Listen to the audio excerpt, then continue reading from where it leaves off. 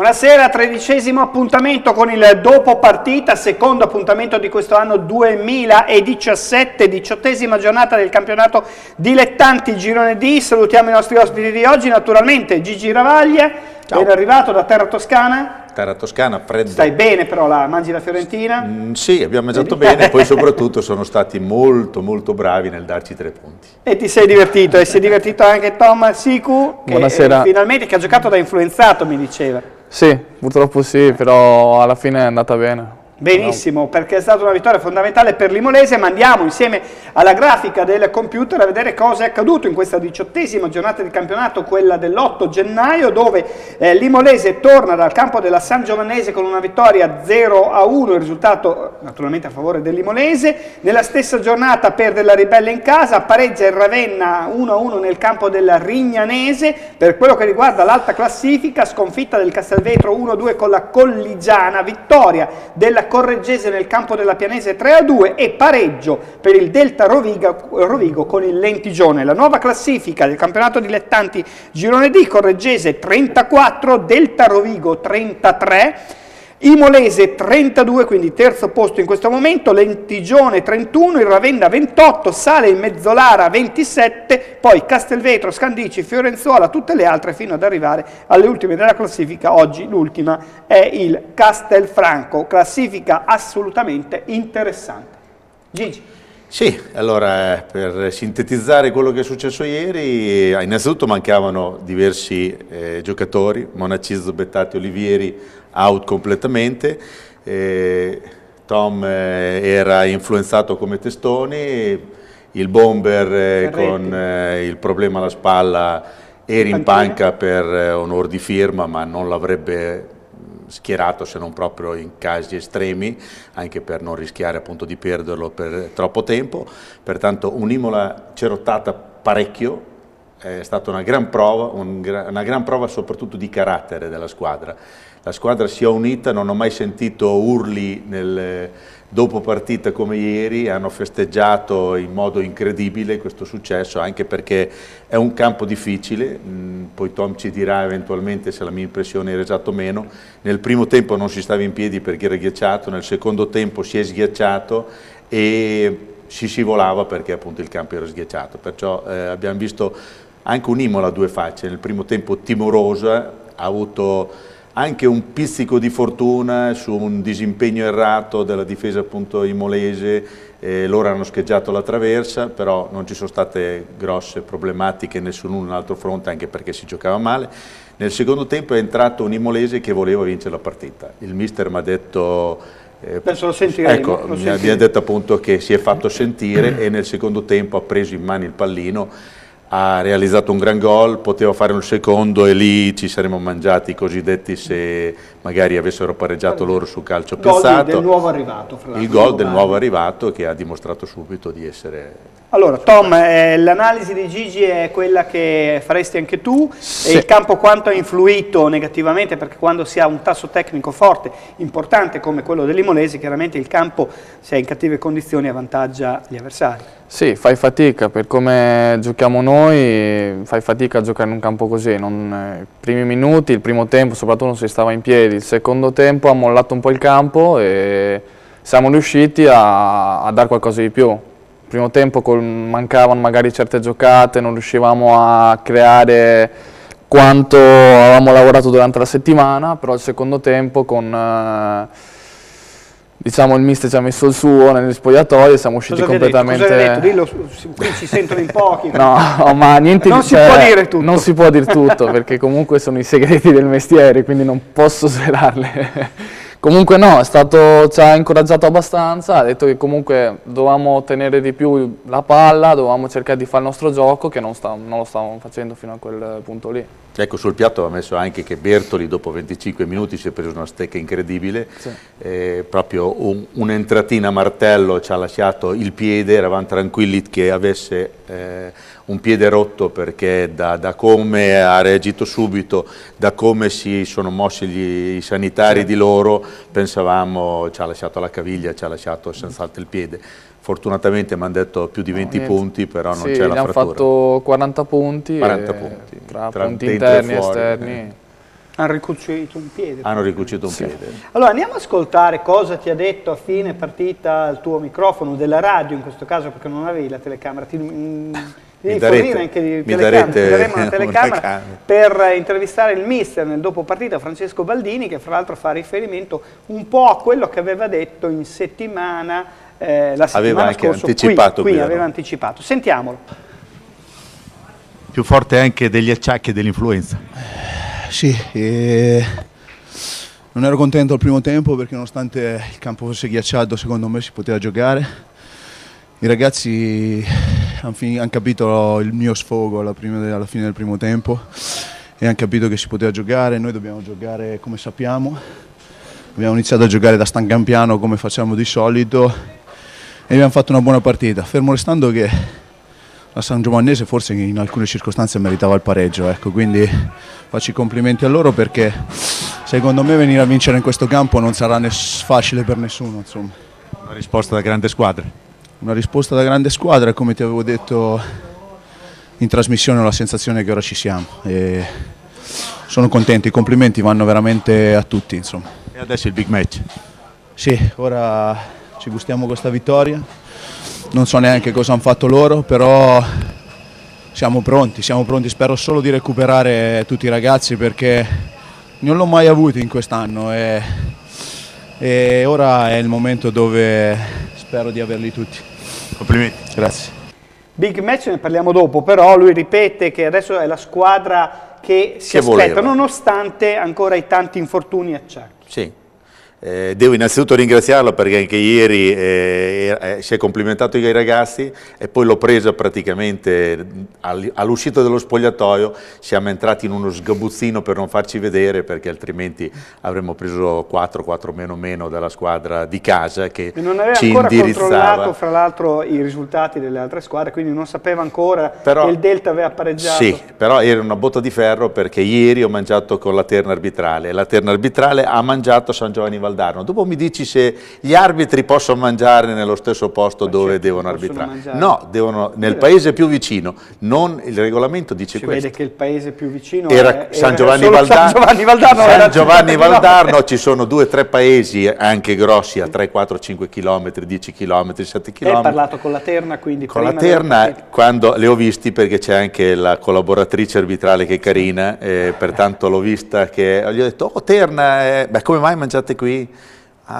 Si sono sentiti un po' presi in fallo, però a parte quello hanno mangiato molto bene, tranquilli, senza esagerare troppo. Ho controllato anche il vino, non hanno bevuto troppo vino e non hanno arbitrato neanche mamma. Veniva da Pesaro l'arbitro, sì, l'avevamo già avuto, quella terna lì mi sembrava l'abbiamo già marchigiano.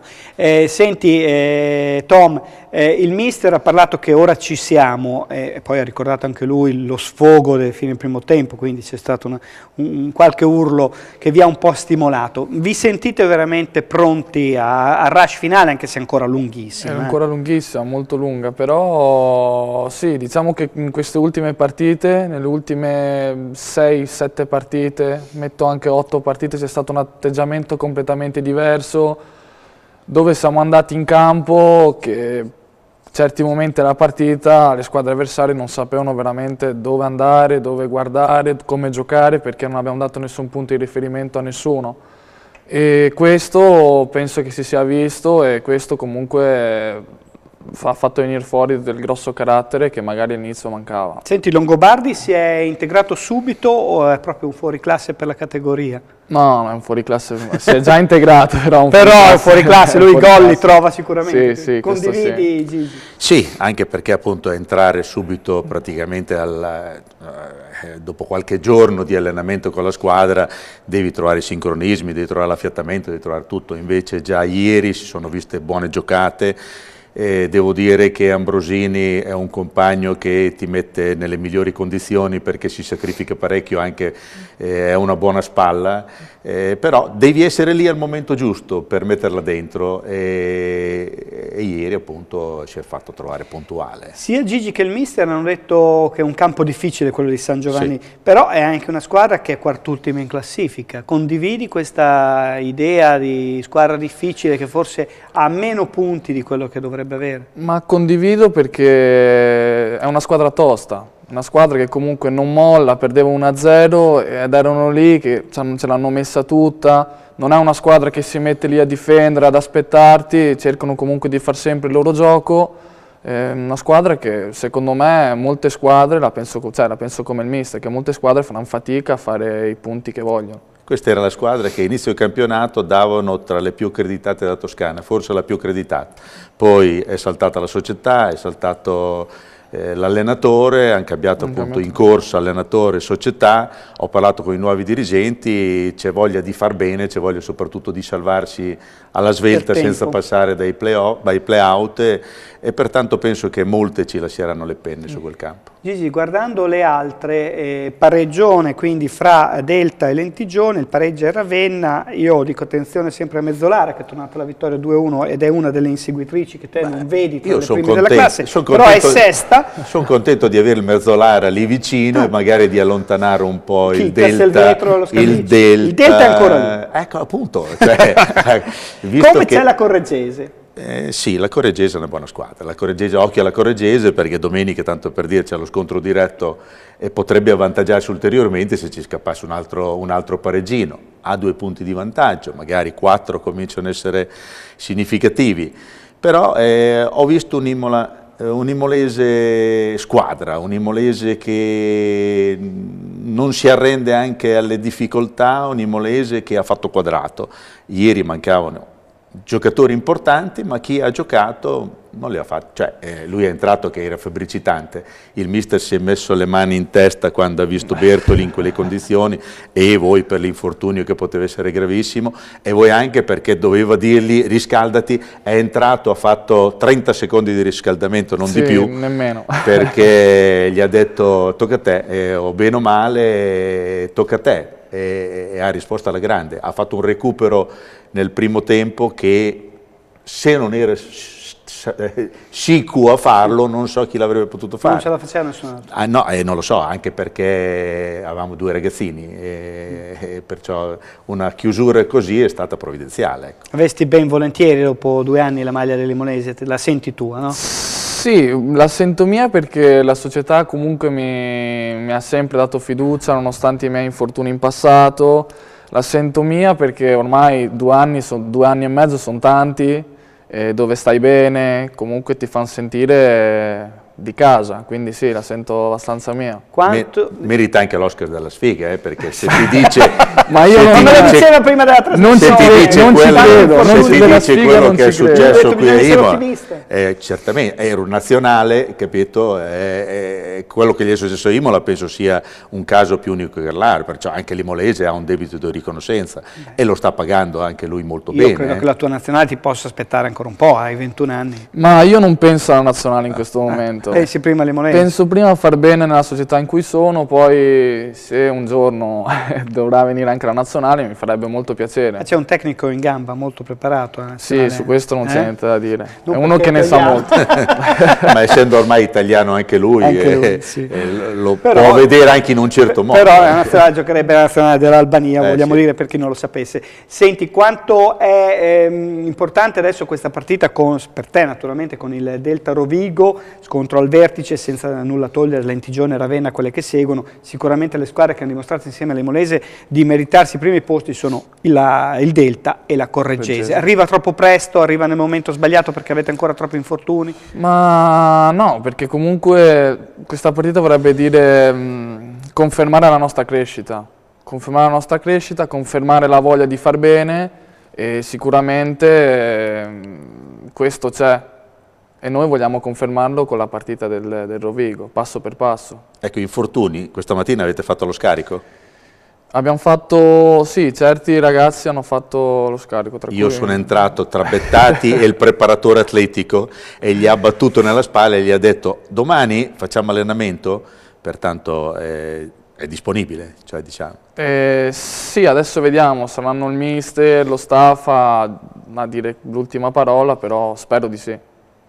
Il Bomber ha Ferretti? una settimana in più di riposo. Il Bomber, vedremo. Anche se questo non anche gli altri va sempre bene, no? Sì, però Qual è il Bomber adesso? Tra qualche settimana quale sarà il vero Bomber? Il problema del mister è appunto l'abbondanza adesso. Tre bomber e deve decidere se giocano insieme, se ne giocano 2 più 1 quell'altro entra, però a me piace che ci sia abbondanza. Sì, questo è sicuro, anche perché ti cresce l'attenzione, già ce n'è molta nell'allenamento, perché comunque ci alleniamo molto, sono allenamenti molto intensi.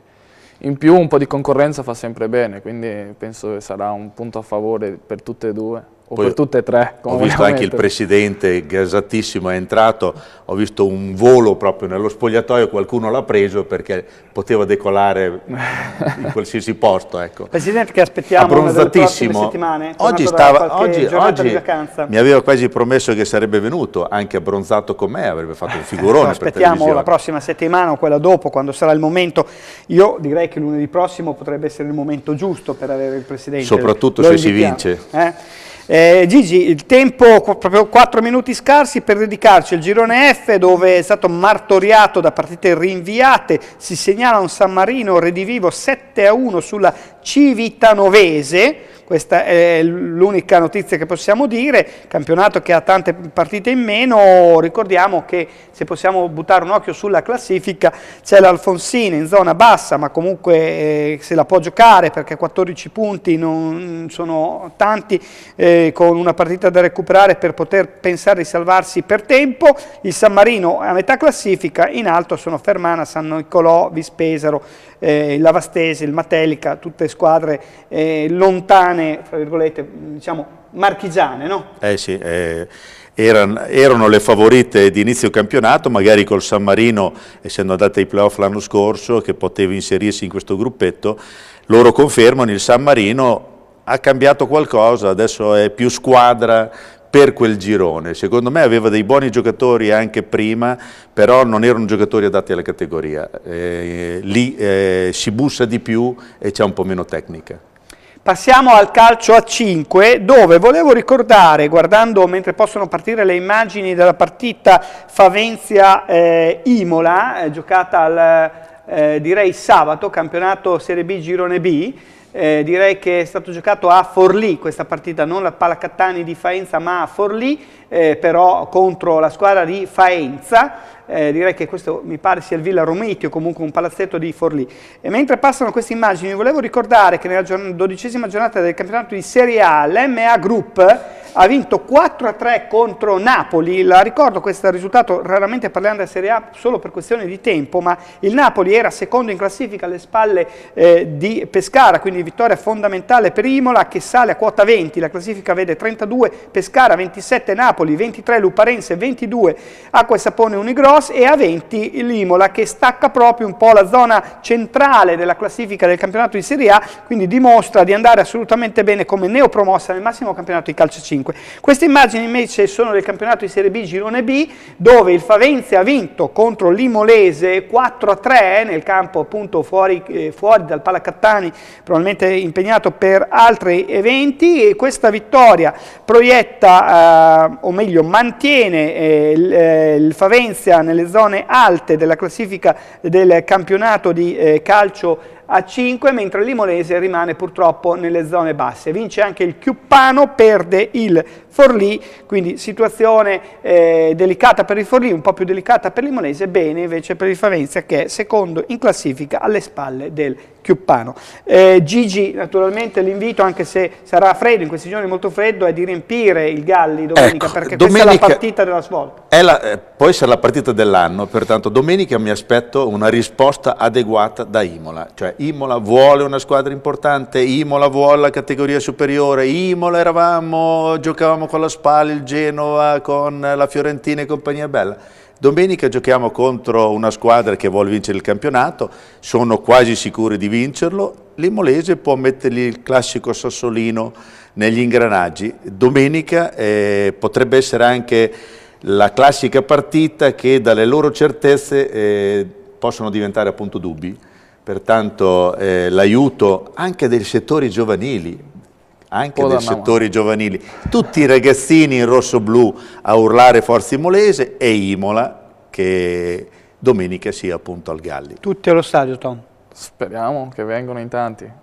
Bene, grazie, ringrazio Tom Sicu per essere stato nostro ospite oggi al dopo partita, naturalmente grazie a Gigi Ravaglia, tra poco ci ritroviamo per la pallacanestro, lì sono note dolenti. Sì, era un po' cerottata, sì, era un Andrea Costa parecchio cerottata come l'Imolese, però a differenza dell'Imola che ci ha messo, diciamo, i cosiddetti, lì non ho visto quegli occhi da tigre, quella squadra cattiva che vuole compensare magari con la grinta, con la cattiveria, alle problematiche del momento. Si è purtroppo fermato di nuovo il lungone che non riusciamo a metterlo a posto, Jacopo e Borra, appunto, e si parla addirittura di intervento perché è uscito l'ernia e se non riesce con le buone bisogna riuscire con le cattive. Ne parleremo con Paolo Bernardi per il sabato sera e con Jacopo Preti dell'Andrea Costa. Non andate via.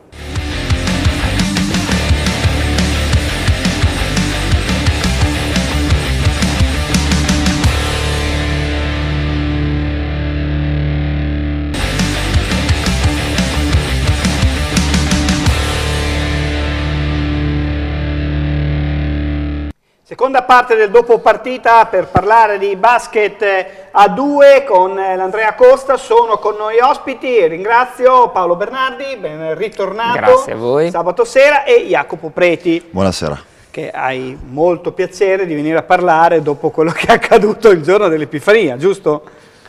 Non siamo molto sicuri di questo.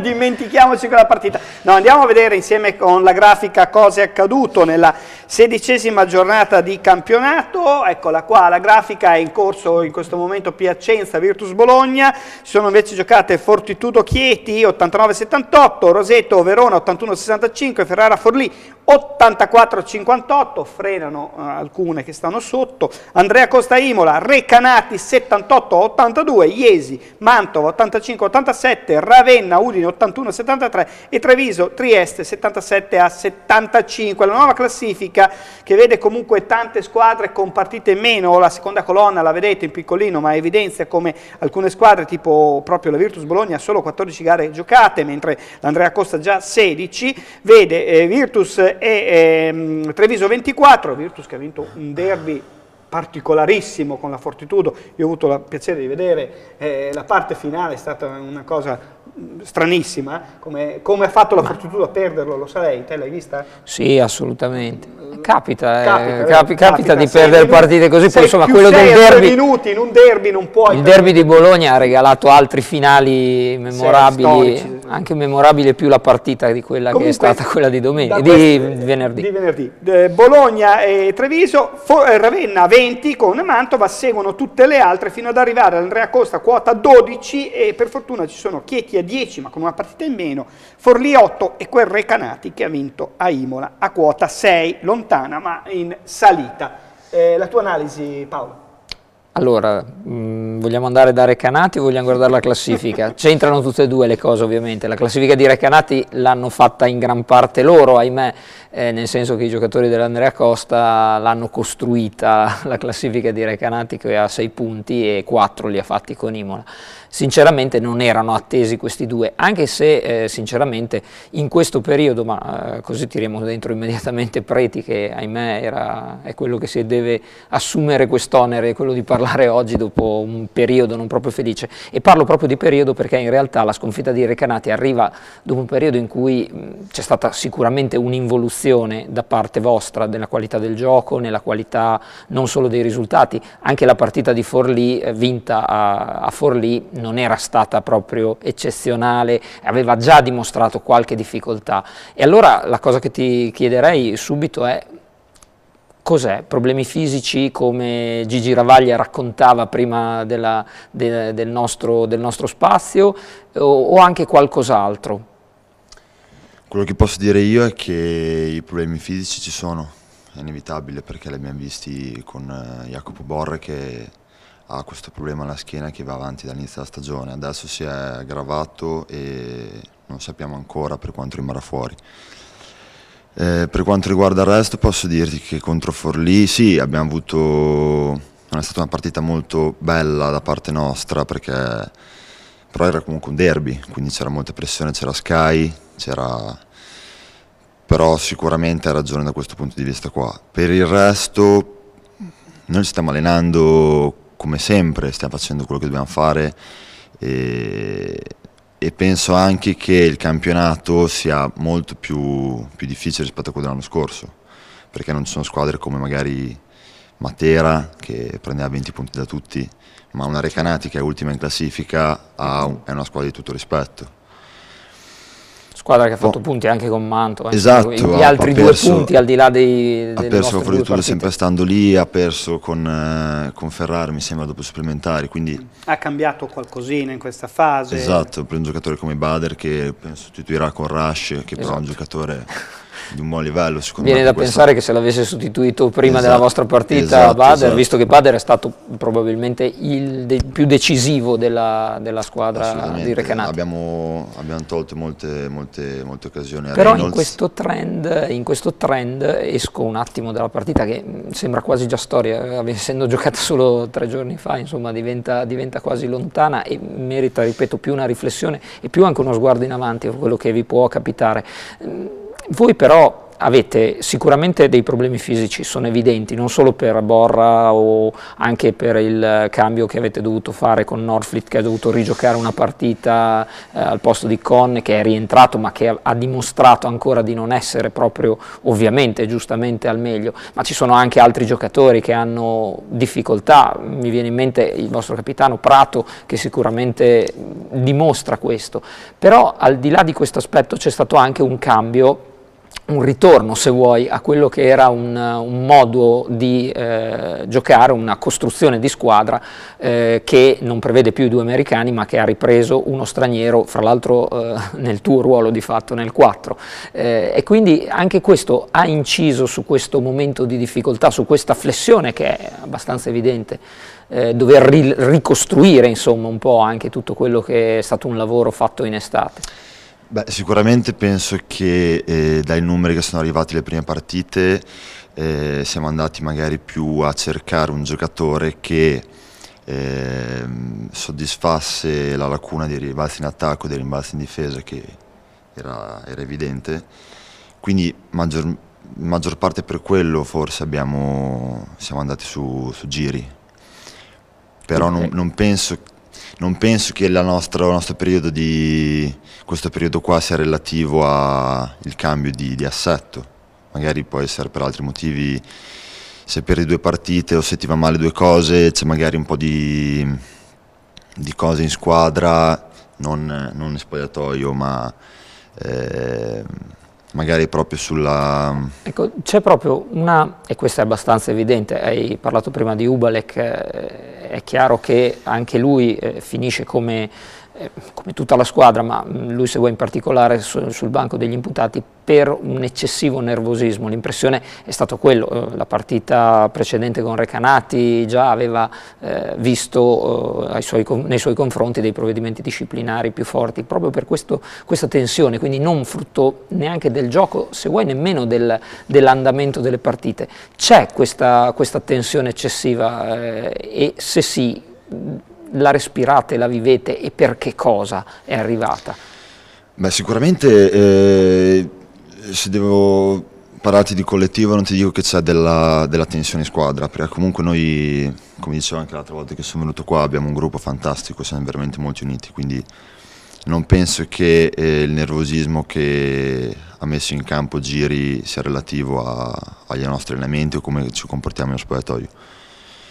Se magari è fatto così lui, ha tirato fuori questa cosa perché comunque siamo in un momento un po' difficile e quindi è chiaro che il nervosismo viene fuori da solo. Questione anche di carattere probabilmente. Mentre sul gruppo Andrea Costa da 13 giornate, Paolo, mi ripetono tutti quanti, siamo un gruppo unito. C'è un motivo. Quindi c'è un motivo, io vedo questa passione dentro di voi, il problema sono in questo momento i risultati, il gioco, perché ci si aspettava naturalmente qualcosa di più da questo periodo, perché erano partite in casa ed erano teoricamente un po' più semplici di quelle che vi aspettano già domenica prossima, per fare un ragionamento. Domenica prossima è una partita... Andate a Casalè, che lo difficile, diciamo a beneficio di chi non ha il calendario sotto. Però sono convinto che domani ripartiremo col piede giusto. Non siamo mai arrivati in spogliatoio o comunque in campo per fare allenamento con nervosismo e un eccesso di nervosismo, quindi penso che faremo come al solito, lavoreremo sempre come abbiamo sempre fatto all'inizio anno. È chiaro che, ti ripeto, come ti dicevo prima, questo campionato è più difficile, non è il campionato dell'anno scorso, le squadre sono più forti, si sono rinforzate, quindi non è così semplice dire... C'è la fortuna che comunque la stessa Recanati, se non fa dei miracoli, è comunque un po' lontana in questo momento. Forlì frena in continuazione, c'è qualcuno che va più piano, c'è questa fortuna qui? Chieti. Vogliamo chiamarla fortuna? Non lo so, chiedo. Ma voi vi sentite di valere sì. una classifica anche sì. forse un pochino migliore di questa in valore assoluto? Assolutamente sì. Poi torniamo al discorso l'altra volta delle 4 partite perse con sì. l'inizio campionato. Sì. Quelle lì sono rimaste molto sul groppone. Sul groppone. È quella scimmia che esatto, fai fatica a togliere. Esatto. E pensare che dopo la vittoria nel derby con la Fortitudo, non l'abbiamo mai detto, però si sognava, si pensava di poter vedere l'Andrea Costa nella parte sinistra del tabellone, per intenderci. Poi l'avete pensato nello spogliatoio? Ma è chiaro che ci siamo scrollati. Dopo una vittoria c'è sempre... Una vittoria importante. Molto importante contro una squadra come la Fortitudo, c'è sempre più voglia, o comunque non più voglia, più aspettativa magari, sia dentro lo spogliatoio che dai tifosi, quindi è normale pensare una cosa così. Oh, lo condividi che comunque è un campionato molto più difficile, ingarbugliato, dove non lo so, è sono chiaro anche che risultati strani a volte. Io ho l'impressione che non sia forse tanto la difficoltà, quanto, le abbiamo citate prima, quelle sconfitte, anche proprio risicate, arrivate in volata, che ti cambiano l'indirizzo di una stagione. La stagione dell'Andrea Costa dell'anno scorso è stata una stagione comunque importante, di qualità, veniva in un panorama non eccezionale nella storia più recente. E quindi aver cominciato bene, aver continuato, aver dato quell'impronta ha sicuramente avuto una rilevanza. Quest'anno la difficoltà è iniziata, difficoltà più di risultati ancora che non di per sé di gioco, anche se c'erano evidenti problemi che sono stati, come dire, un po' ristrutturati, cambiando la fisionomia e le scelte relativamente ai due stranieri, non tutte e due nel reparto dei piccoli, ma anche un po' andando nel reparto più vicino a quello che è di Preti, vale a dire nei lunghi. E sicuramente quando però si stava iniziando a intraprendere la partita con le Fortitudo, forse ti segna un po' il cammino. Sembrava la svolta. Il cammino decisivo. Ecco, sono arrivate una serie di difficoltà ulteriori dal punto di vista fisico, quindi stiamo dando tante attenuanti, dovremmo anche parlarne male perché insomma vengono da 2 sconfitte, però effettivamente queste attenuanti ci sono tutte, sono giustificate, sono valide, sono interessanti, e quindi sai, quando perdi un po' il filo buono penso che diventi difficile e tutto dopo diventa censurabile o censurato, perfino i cambi, perfino molte scelte che vengono fatte, perfino i minutaggi. Tu, a proposito di questo, sei abbastanza contento del tuo minutaggio, di come sta andando la tua stagione in particolare? Ramosispondo io, dai. Scherzo. Beh, vediamo, se è uguale, vediamo. Quando il minutaggio è basso dici no, io vorrei giocare di più. Non è detto. Ma io sono una persona molto umile, quindi ritengo che le scelte che vengono fatte la domenica che poi è giusto così, non sono mie, nel senso, io faccio quello che devo fare, lavoro in palestra e se devo giocare 8 minuti o 15 minuti non dipende da me, quindi io sono sereno, faccio quello che devo fare e basta. Ma ti stai ricavando un ruolo che ti soddisfa in questa squadra? Potresti fare qualcosina di più? Potresti avere qualcosa di più? Un giocatore vuole sempre giocare di più, vuole sempre dimostrare, poi in una piazza come... Cioè io sono nato qua, sono di Imola, quindi per me... Però sono sereno, nel senso, io penso che perseverando i risultati arriveranno, quindi non sono preoccupato, penso che ogni partita può essere la partita giusta, quindi sono sereno con me stesso. prima di entrare in onda parlavamo con Sofia, così la citiamo, Sofia Conti, e ci ricordava che in fondo cos'erano 10 anni fa che giocavi il trofeo Chico Ravaglia, e quindi così. E prima ripercorravamo anche quelli che erano i tuoi compagni di squadra. Forse di quella squadra non eri proprio il più talentuoso in assoluto, e questo viene un po' a confermare quello che dici, che hai detto tu adesso, cioè è il lavoro, è la costanza, al di là comunque di una fisicità che magari ti consente qualche cosina in più di altri, ma di quegli anni e di tutto quel percorso di una decina d'anni, gli scalini che hai fatto di volta in volta sono quelli giusti? Quanti ne hai ancora davanti che pensi di poter salire? Pensa che il discorso degli scalini lo facevo l'altro giorno con una persona con la quale parlo molto spesso, e se sbagli qualcosa al massimo rimani allo stesso scalino, difficilmente torni indietro. Se torni indietro vuol dire che fai davvero tanti danni. In questi 10 anni forse sono rimasto fermo l'anno in cui ero alla Virtus, perché feci un anno a Virtus Bologna nelle giovanili, e forse mi mancava un po' di voglia in quel periodo, sai, 16 anni, da ragazzine, cose, quindi sono tornato a Imola dopo che mi avevano chiesto di rimanere lì, e forse quello è un rimpianto che ho, di non essere rimasto alla Virtus e lavorare in quella, senza nulla togliere Giovanile Andrea Costa, però forse sarebbe stata la cosa migliore in quel momento. Poi ti dico, sono tornato, ho fatto altri 3 anni nelle giovanili Andrea Costa, ho fatto 2 anni con la prima squadra quando ero molto giovane, anzi 3 anni quando ero molto giovane, e poi feci un anno in C1 alla Virtus, che mi servì molto per giocare abbastanza, comunque ero giovane per giocare in C1, e poi ho cominciato il percorso con Andrea Costa. Sono abbastanza contento del mio percorso, non me lo sarei mai aspettato di arrivare comunque, era il mio sogno nel cassetto giocare avere il nome dietro la mano Andrea Costa, quindi io sono molto contento di dove sono adesso. E quindi da Imolese vedere la classifica un po' in difficoltà come adesso, dopo la bella stagione, perché poi contribuisce, la bella stagione dell'anno scorso uno pensa di poter i confronti a volte o migliorare, fosse stata la stagione prima o quella prima ancora, che le hai vissute poi. Certo.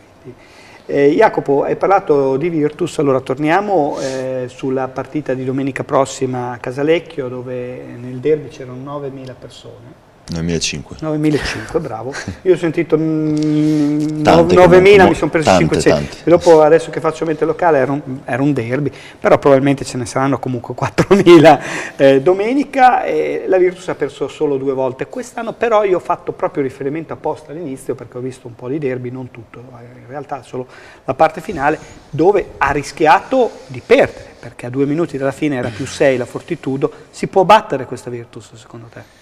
Tutti si possono battere, nel senso abbiamo un campionato, come ne dicevamo prima, molto equilibrato, quindi nulla è impossibile. Siamo una squadra che ci mette molta grinta, giochiamo di foto, quindi penso che anche in questo momento delicato dell'Andrea Costa? Perché no? Non abbiamo niente da perdere. Siamo una squadra, ci vogliamo bene, siamo forti in allenamento, perché dobbiamo andare a perdere contro la Virtus. Non metto niente non escludo niente.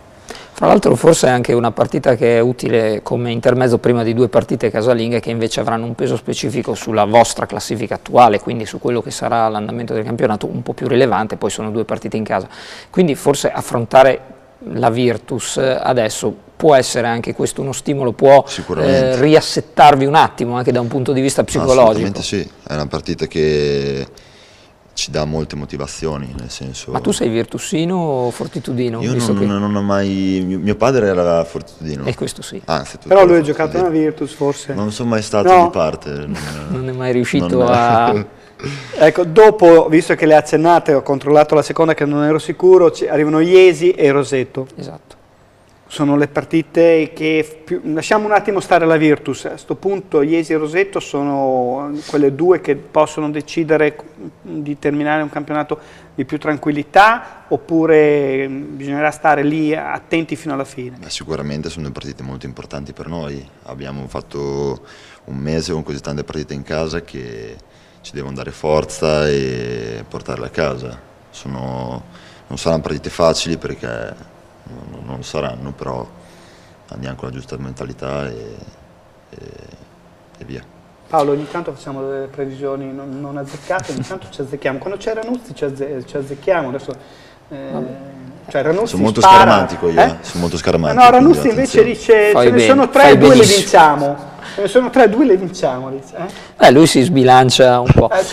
Ho un'altra curiosità, diciamo personale rispetto al percorso e a questi 2 anni di Jacopo Poretti. Lo faccio facendo proprio un riferimento alla partita di domenica con Recanati, perché c'è stato un giocatore che ovviamente ce lo siamo un po' dimenticati, perché quando si perde ti dimentichi anche che venerdì sempre, chiedo scusa, turno, ci dimentichiamo che Maggioli per esempio ha fatto venerdì una partita di grande qualità, superiore a quelle che comunque sta continuando a fare nonostante quell'età. Maggioli qualcosa ti insegna, visto che comunque siete molto vicini, e che cosa riesci a rubare a un giocatore che comunque ha una carriera importante? Con Maggio faccio ogni martedì o comunque quando abbiamo allenamento la mattina gara di tiro, ho vinto una volta in 2 anni, quindi tanto quello mi insegna a non arrabbiarmi. Sarebbe auspicabile che vincessi anche qualche volta. L'ha scritto anche nel tap-in. Okay. Una volta in 2 anni, è successo recentemente o? È successo 2 mesi fa, me lo ricordo benissimo. 2 mesi fa. È stato un periodo in cui centravi sistematicamente almeno una bomba a partita, fra l'altro venendo proprio da freddo come primo tiro, le ricordo abbastanza bene. Era molto bene. arrabbiato quel giorno lui, ha fatto 2 o 3 giri di campo esultando ed era molto arrabbiato.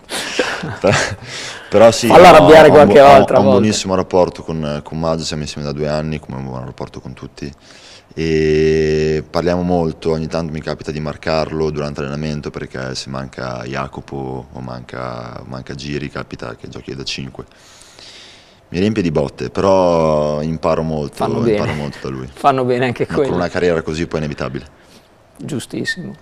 Siamo in chiusura della nostra trasmissione, ringrazio naturalmente Jacopo Poretti e Paolo Bernardi. Paolo, grazie a voi. Ti chiedo, hai parlato di Maggioli, in positivo, giustamente 28 punti, però c'è qualcuno, a parte Ubalek che prima l'hai un po' ricordato, un po' nervoso, che non sta girando al meglio in questa parte? Molte cose non stanno girando al meglio, se andiamo come si conviene, perché facciamo i giornalisti e quindi non siamo obbligati a parlare solo di squadra nel suo complesso, è chiaro che in questo momento Norman Hassan dimostra di avere più difficoltà di quelle che è un apporto che invece ha dato in un modo o in un altro, magari a volte anche non tanto appariscente in difesa. Questa volta mi sembra che ci siano anche difficoltà proprio complessive sue personali, però è difficile parlare di cose personali. Per esempio si può parlare malissimo, e lo faccio parlando di una persona, di un giocatore che mi sembra di grande qualità come Prato, che anche lui venerdì è sicuramente finito, ma ci sono anche tante combinazioni, tante difficoltà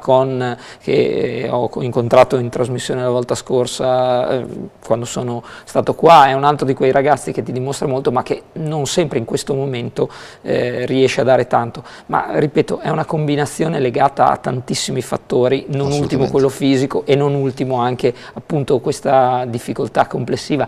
C'entra qualcosa anche un po' il contorno? Qualcuno ha detto che nella sconfitta di Recanati ci sia stata anche questa componente dello sciopero del tifo, uno sciopero legato a fatti avvenuti appunto con Trieste che riguardano più la cronaca nera che non la cronaca sportiva. C'entra? L'avete sentito? L'avete sofferto un po'? Allora, partendo da quello che hai detto prima, Patrizio aveva male da un mese, ha grosse difficoltà fisiche, veramente messo male, sta mettendo tutta per tornare a recuperare. Norman e Travis penso che siano giocatori ma siamo umani, quindi ognuno può avere un periodo nel senso... anche Travis comunque ha delle difficoltà fisiche. Assolutamente sì, ma penso che ognuno possa avere un periodo in cui giochi un po' peggio meno rispetto ai suoi standard. Il discorso del tifo,